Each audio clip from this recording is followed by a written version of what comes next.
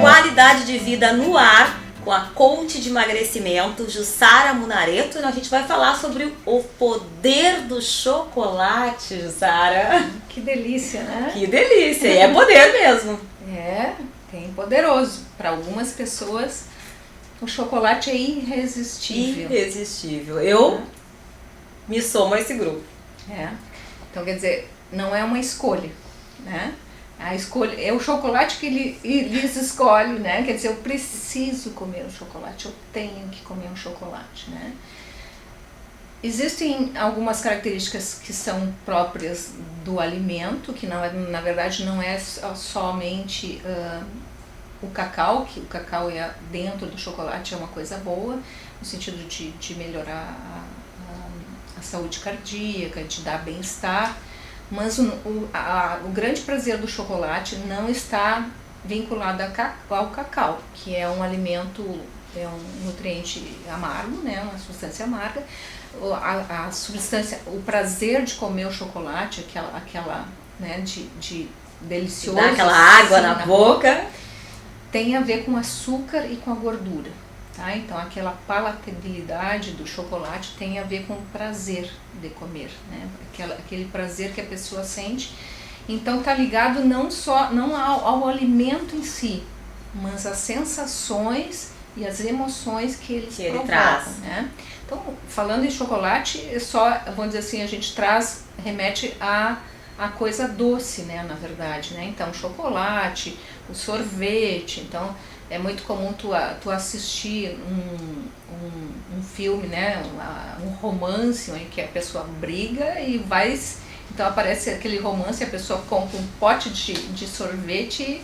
Manda ver, desconta então, ali. Ou seja, é uma imagem bem característica de que ela busca uma compensação. Naquele alimento, aquela sensação de bem-estar, de conforto, que ela perdeu com a briga, com o desconforto. Então, isso que a gente tem que estar atento, que a comida, ela tem uma função, que é nutrir o organismo. A partir do momento que tu usa a comida buscando outra satisfação que não a alimentação, ela vai trazer prejuízo, tá? Então, comer um pouquinho de chocolate não traz nenhum problema. O problema é comer chocolate todos os dias e em grande quantidade. Então, nesse momento, então, identificar que não está no controle.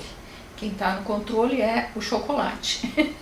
Então, tirar esse poder do chocolate é importante, né? Então, entender que esse ato da comida está muito ligado aos fatores psicossociais, né? De relacionamento, ligados, vamos dizer assim, a criança. A criança está chorando, a mãe vem e dá um docinho. Se tu parar de chorar, eu vou te compensar com doce. Então ela acaba aprendendo que aquilo ali é uma maneira de compensação para ela parar de sofrer. Ela está sofrendo, ela está chorando, ela não quer fazer determinada coisa, então para gratificá-la, a mãe dá um docinho. E que isso vem lá de trás, então, essa é a maneira da gente pensar errado. Exatamente, isso aí daí traz um aprendizado que leva para a vida adulta, tá? Então deixa de comer o pirulito e vai comer o chocolate. Deixa de comer o chocolate e vai comer a maçã. Vamos aprender certo agora, então. Então daí assim, enquanto a gente é criança, nosso sistema neurológico não está maduro para a gente enfrentar as coisas emocionais, né? Então, por isso que né, existe a maioridade penal, porque o nosso sistema realmente neurológico vai estar pronto em torno dos 18 anos. Então, só que a gente não recicla, não reavalia esse comportamento. E muitas vezes tu tem que dizer, bom, agora eu já estou adulto, então eu tenho que entender que comida é comida e emoção é emoção, e eu posso resolver as minhas questões de falta de ansiedade, de gratificação com outras coisas que sejam benéficas para mim. A gente tem que ter uma evolução na realidade. Exatamente. Que então, a gente não tem. E que, vamos dizer assim, existe a evolução do cérebro humano, né, do reptiliano para o emocional e do emocional para o neocórtex, né? Então o emocional nos preparou para a gente chegar até aqui. E ele nos preparou para a sobrevivência. Né? Então, e a sobrevivência está vinculada ao quê? A fugir a driblar o medo, superar o medo, a superar então aquilo que te traz sofrimento. Então alguma coisa que te traz sofrimento, ele vai ser tratado pelo emocional.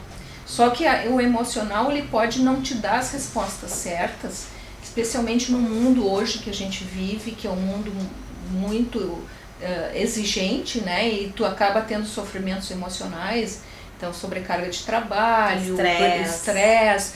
Então tudo isso é sofrimento. E daí a pessoa aprendeu a usar a comida como uma maneira de resolver esses sofrimentos. Como uma válvula de escape. Isso, só que a gente precisa pensar que a comida está muito farta, tem muita comida muito calórica e pouco nutritiva, e que isso não vai nos ajudar nós vivermos mais tempo, com mais saúde. Muito pelo contrário, vai ser mais um problema, provavelmente. Exatamente. Então essa coisa de dar uma segurada, tá? E evitar de se atirar em cima do chocolate. Dar uma pensada. E depois dizer que a culpa é dele. Poderoso chocolate. Poderoso chocolate, não. Então assim, não, eu vou comer chocolate tal e tal horário, quer dizer, vai num aniversário, tem sobremesas, então planeja antes. Comer aquele negrinho gostoso, não 10 negrinhos, mas um negrinho gostoso. Daí isso não faz engordar, o que faz engordar realmente é comer muito além do que o corpo precisa, tá bom? Então fazer exercícios, se comeu a mais um doce, faça exercícios, né? Busque comer alimentos saudáveis, alimentos que tirem a fome, né? Alimentos nutritivos, né? Então quando tu come doce, o nosso corpo produz insulina e essa insulina vai baixar a glicose 1 a 2 horas depois e vai te dar fome. Ou seja, quanto mais doce come, mais fome tem, quanto mais fome tem, mais come, quanto mais come, mais engorda. Nossa, que ciclo vicioso! Isso, e daí assim, se tu usar a tua racionalidade que projeta o futuro, quer dizer, quais são as consequências de eu comer chocolate? Comer mais e mais. Então, se eu tiver consciência e usar a racionalidade, dizer, para um pouquinho, eu preciso comer toda essa barra de chocolate? Né? Não tem necessidade. Então come um pedacinho. Come um quadradinho, sente aqui bem devagar, Isso, degusta, saboreia. como eu gosto de ensinar pro meu filho, saboreia. Isso, exatamente, porque às vezes até a pessoa está tão ansiosa que ela come numa velocidade grande, nem curte, né? E não curte a comida, não saboreia a comida, e daí daqui a pouco ela tá com a comida aqui.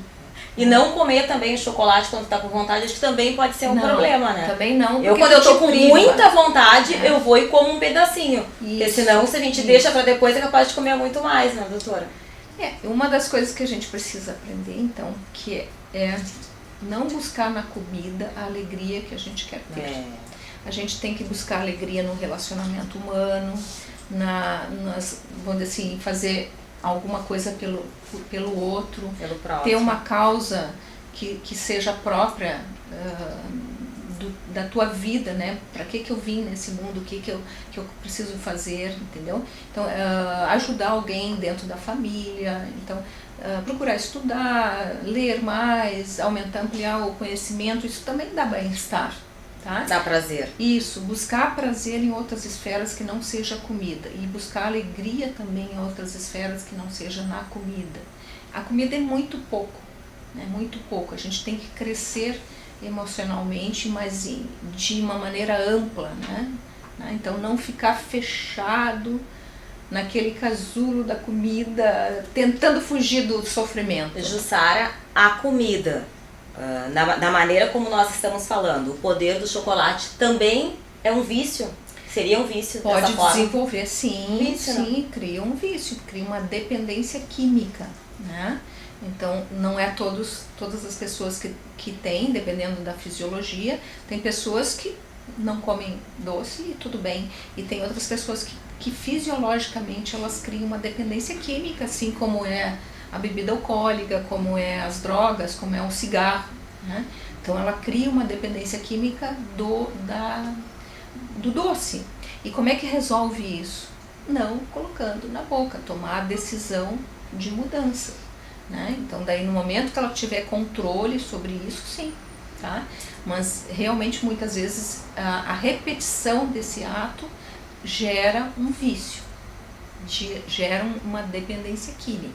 E mais uma vez entra esse treinamento do coaching. Exatamente. Então o coaching ajuda a pessoa a identificar o que está acontecendo com ela e como ela pode fazer para driblar esses mecanismos para realmente ter uma atenção plena no que ela está fazendo e dominar esse sentimento, essas coisas. Porque às vezes até quando ela descobre o motivo pelo qual ela está ansiosa, ela resolve. Só de saber, às vezes, ela já resolve.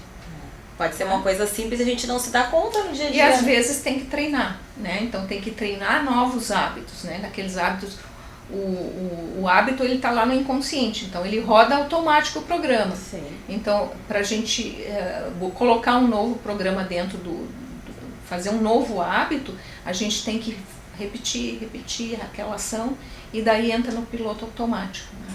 Então no momento que a pessoa aprende, ela faz aquilo sem sofrer, né? Tem nem dirigir, né? Quando tu vai aprender a dirigir, pelo amor de Deus, daí tu fica tensa, ansiosa, e depois tu entra dentro do carro, tu veste o carro, tu sai tranquilo. Vê que nem é um bicho de 7 cabeças. E comer a mesma coisa, se aprender a comer saudável, fica tranquilo, fica fácil, não é difícil. Difícil é quando tu não estás habilitado para fazer aquilo.